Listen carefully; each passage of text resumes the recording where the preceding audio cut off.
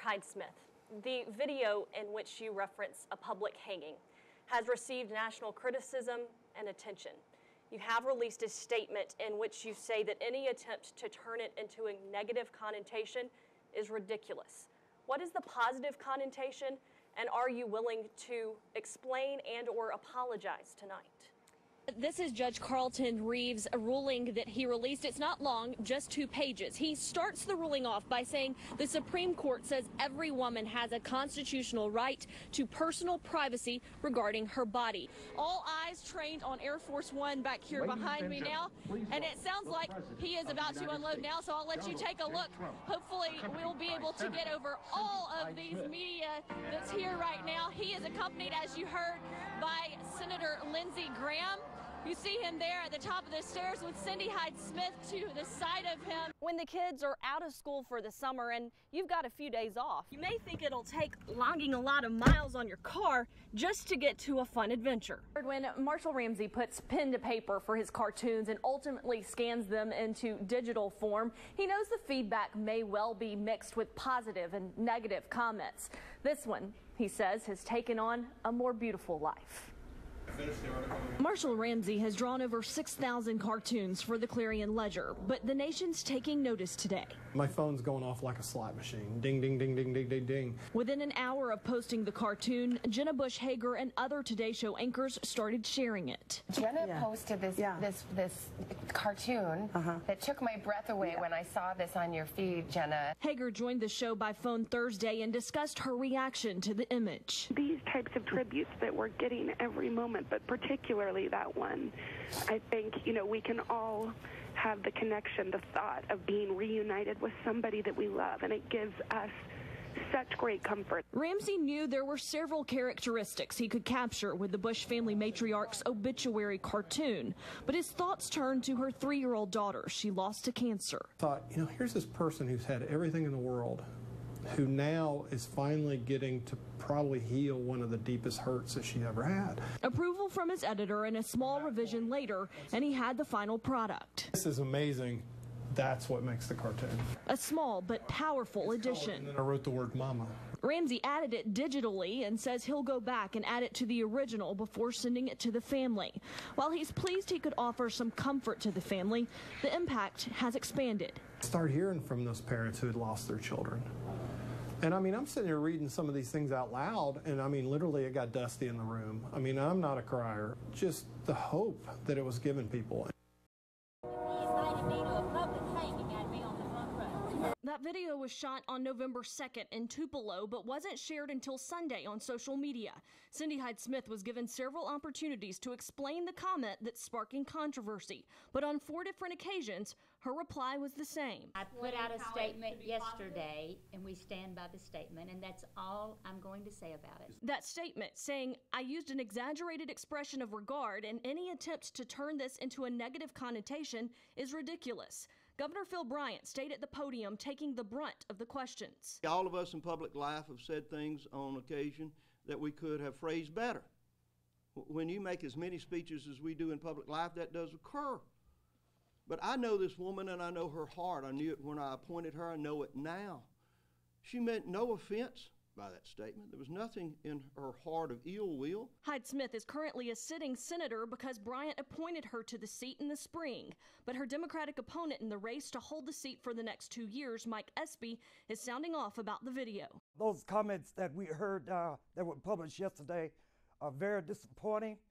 They're hurtful and they're harmful. They're hurtful to the millions of Mississippians who are people of goodwill. And they're harmful because they tend to reinforce the stereotypes that have held back our state for so long. Just a day before his 95th birthday, George Mitchell helped unveil the marker that will serve as a thank you to not only him, but the other remaining members of the greatest generation.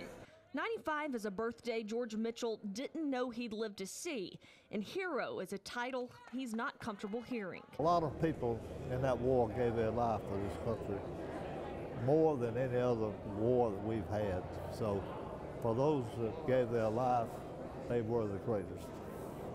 They are the heroes of this that ought to be celebrating today, not us. Mitchell served in the Air Force, flying missions over Germany in a B-24 bomber. In March of 1945, his squad was briefed that they would be bombing Berlin. I told the pilot, I'm going to get me about 3 of them blocks to drop on Berlin when we go over.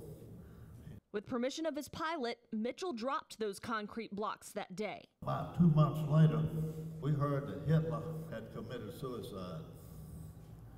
I said, no, he didn't commit suicide. One of them concrete blocks got it. They flew 9 more missions before the war ended. Fellow veteran Charles Crone has 2 years on Mitchell, still sharp as a tack at 97. When the war ended, I was in Russia, and I do speak Polish. So to mówić po polsku, rozumieć. I spoke French, German, and Polish, so I was a linguist with the Army. But then with the Combat Engineers, we built the bridges and the roads. His men were always the first in, including building the bridge to cross the Rhine River during the Battle of the Bulge. Became a sergeant and had a squad, and I led the squad all through the war, brought all of them home alive. That was the main thing. They all came home alive. And all of these veterans are quick to tell you they'd rather that thank you go to their fellow men who paid the ultimate sacrifice and made the freedoms we have today possible. Courtney Ann Jackson, 3 on your side. Sawmills like this one are busier than they were this time last year, cutting logs into lumber. They were challenged and struggling.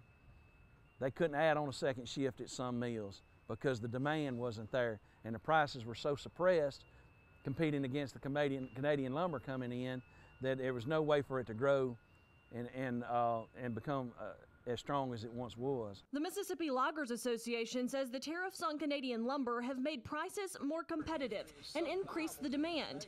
Bottom line, more people are buying American lumber, and the price, it hit an all-time high last month. If the tariffs keep us in a position to keep Canada on an even playing field with us, then that's where we need to stay. Of course, there's always more than one side to the story, and it turns out that if you're getting ready to build a brand new home sweet home, it's going to cost you more, and the builders say that's because of the tariffs. The National Association of Home Builders says the tariffs are adding approximately $9,000 to the cost of single-family homes in the U.S.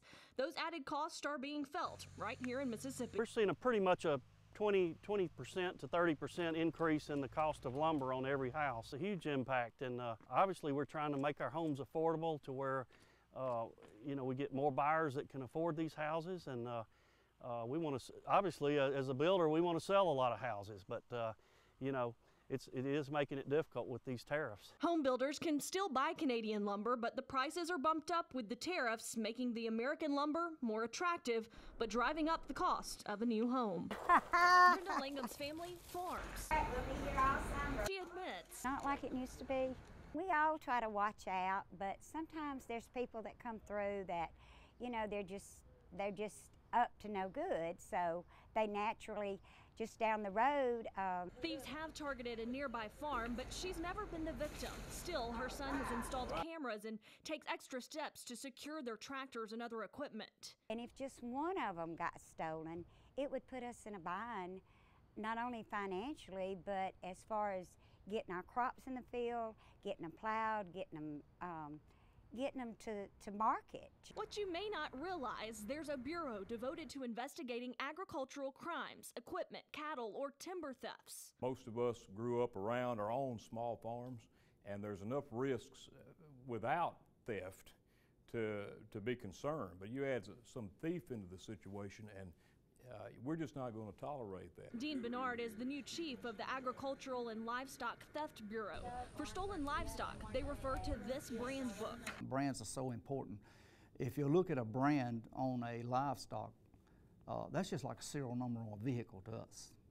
It gives us tracking. But most recently, they assisted in a tractor theft operation that was busted and spanned 5 states, including at least $500,000 worth of equipment.